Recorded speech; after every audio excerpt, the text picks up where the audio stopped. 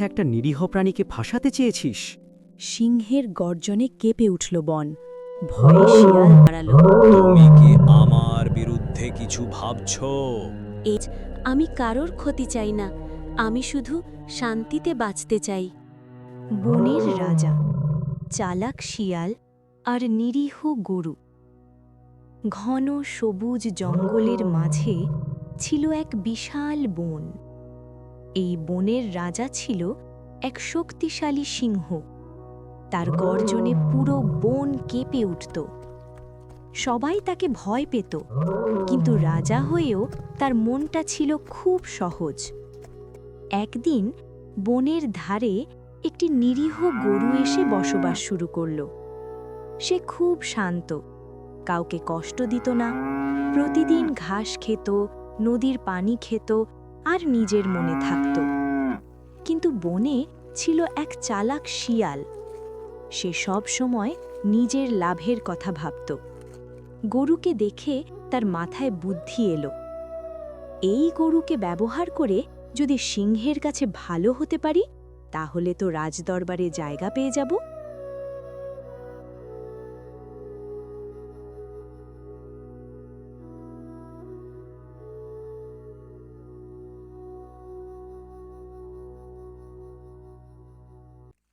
একদিন চুপি চুপি শিয়াল গিয়ে হাজির হল বনের রাজা সিংহের দরবারে। তার চোখে মুখে ছিল রহস্যময় হাসি।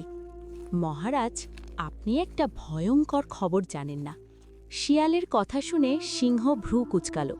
কি খবর শিয়াল, স্পষ্ট করে বলো। ওই যে গরুটা, সেই নাকি আপনাকে সিংহাসন থেকে নামানোর ষড়যন্ত্র করছে। এই কথা শুনে সিংহ অবাক হয়ে গেল। সে তো খুব শান্ত প্রাণী, তুমি নিশ্চিত? শিয়াল তখন মুচকি হেসে সামনে এগিয়ে এলো। মহারাজ, চালাকরা সবসময় শান্ত সেজে থাকে। সিংহ কিছু না বলে চুপ করে রইল, কিন্তু তার মনে ধীরে ধীরে ঢুকে গেল সন্দেহের বিষ।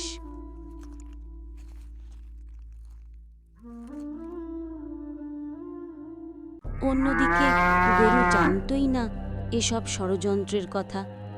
সে প্রতিদিন ঘাস খেতে খেতে মনে মনে ভাবত, এই বনে সবাই মিলে যদি শান্তিতে থাকতে পারি, তাহলেই আমি সত্যি খুশি। হঠাৎ একদিন বনের রাজা সিংহ গরুকে ডেকে পাঠালো। ভয়ে ভয়ে কাঁপতে কাঁপতে গরু দরবারে এসে দাঁড়ালো। তুমি কি আমার বিরুদ্ধে কিছু ভাবছো? এই কথা শুনে গরুর চোখে পানি এসে গেল। না মহারাজ, আমি কারোর ক্ষতি চাই না, আমি শুধু শান্তিতে বাঁচতে চাই। এই সময় হঠাৎ শিয়াল নিজের লোভ আর সামলাতে পারল না। আরেকটি মিথ্যে বলতে গিয়ে সে নিজেই ধরা পড়ে গেল। তার কথায় গরমিল টের পেয়ে সিংহের চোখ লাল হয়ে উঠল। তুই নিজের স্বার্থে একটা নিরীহ প্রাণীকে ফাঁসাতে চেয়েছিস? সিংহের গর্জনে কেঁপে উঠল বন। ভয়ে শিয়াল দৌড়ে পালালো জঙ্গলের গভীরে। এরপর সিংহ ধীরে গরুর দিকে তাকালো। ক্ষমা করো, আমি তোমাকে ভুল বুঝেছিলাম। ধন্যবাদ মহারাজ। সেই দিন থেকে গরু নিশ্চিন্তে বনে বসবাস করতে লাগল। ভয় আর সন্দেহ তার জীবন থেকে দূরে সরে গেল।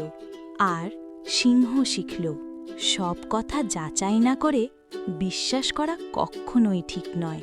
আর বনের সবাই বুঝল, সত্য কখনো হারায় না, মিথ্যে একদিন ধরা পড়েই যায়।